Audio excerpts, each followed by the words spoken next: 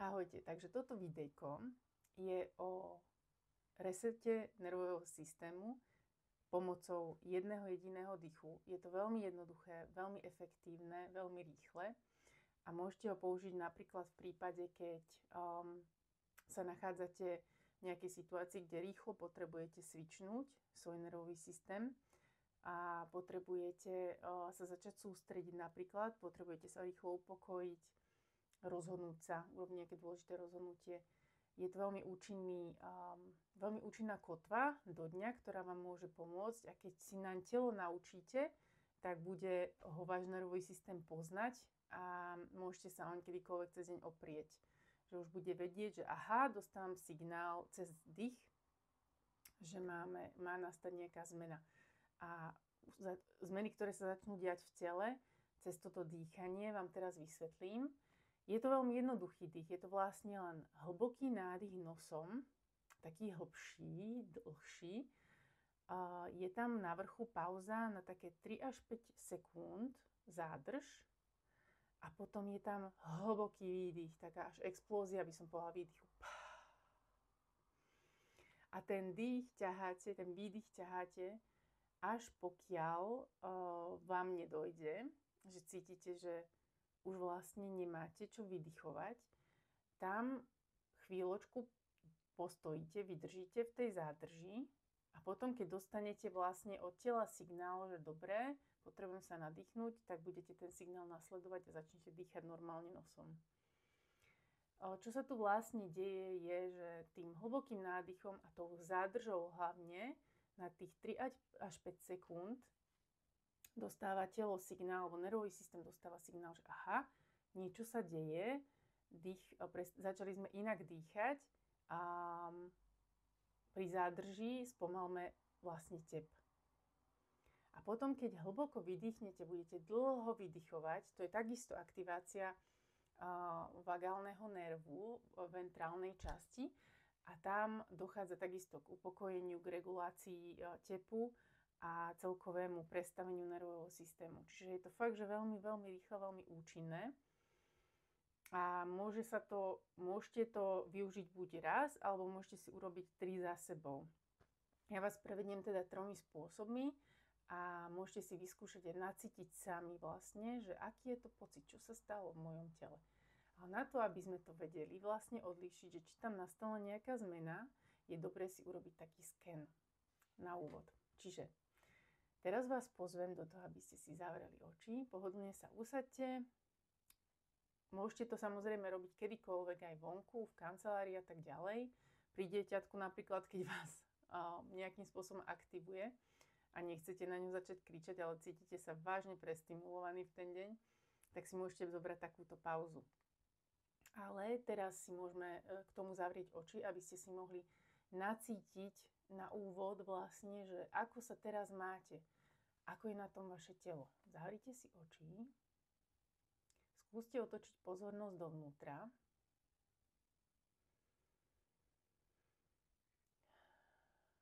Možno si rovno všimnete, že keď zavrieme oči a zameriame pozornosť na náš dých, automaticky ten dých spomalíme.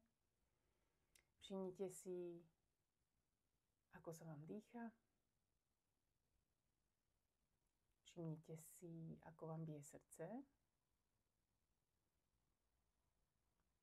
Všimnite si, aké myšlienky máte aktuálne v hlave, čo sa tam deje.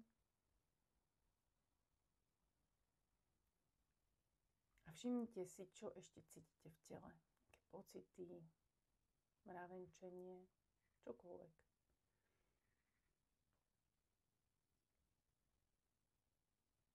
Tak. A teraz môžete oči otvoriť, aby ste ma videli, alebo môžete nechať zavreté. A teraz sa zhlboka nadýchnite. Zádrž.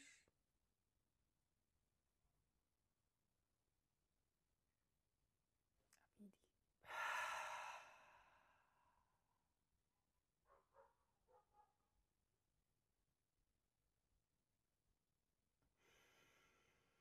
výdych. hneď ako vám telo dá signál, že nadýchnite sa, tak sa nadýchnite a začnite normálne dýchať. A všimnite si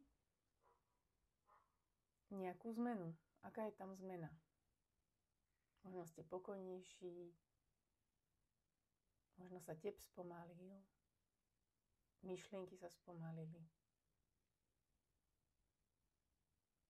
Tak, skvelé, všimnite si, čo sa udialo. A teraz môžeme urobiť druhý pokus a pritom trošku skúste ako keby to zdôrazniť viacej, čo ste urobili predtým. Čiže si dajte hlbší nádych ešte.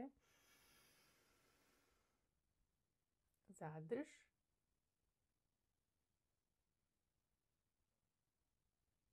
A výdych.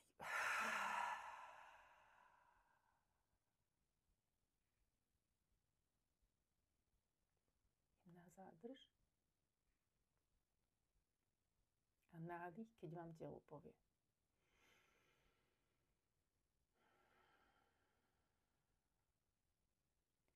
Opäť si všimnite zmenu. No a teraz to skúsme tretíkrát a teraz to už vážne zdôrazníme. Čiže po nádychu si dáme ešte jeden sip. A zadržíme ešte dlhšie a vydýchneme ešte viacej a potom zadržíme ešte na chvíľu dlhšie. Počkáme, aj keď to telo si už bude pýtať, že už chcem sa nadýchnúť, dajte mu ešte šancu chvíľočku, že dobre, počujem ťa, ešte chvíľku vydrž. Dobre? Ešte nejaké 2-3 sekundy. OK, čiže hlboký nádych cez nos. A ešte trošku. A drž.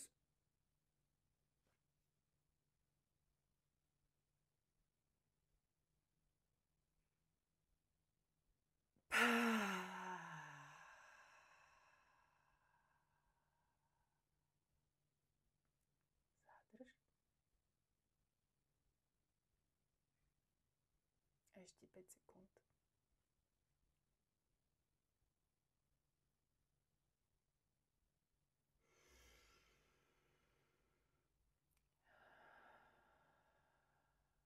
Teraz znovu si nacíte, zavrite oči. Všimnite si, ako sa máte v tele. Ako sa máte v hlave. Ako sa vám dýcha. Pri takejto dlhšej zádrži sa vytvára v nose oxid dusnatý, ktorý je veľmi, veľmi výživný plyn a vytvára sa iba v nose. Preto je fajn sa znovu potom po tej zádrži vlastne tak riadne zhlboka nadýchnúť cez nos. Tak toľko to k tzv. Ninja breath alebo one breath break alebo tzv. Vagálna brzda, to môže byť tiež jeden z druhov vagálnej brzdy. Dajte mi vedieť do komentu, ako sa vám dýchalo, ako ste sa cítili pred a po, či ste zacítili nejaké zmeny. Majte sa krásne, majte krásne dni. Čaute.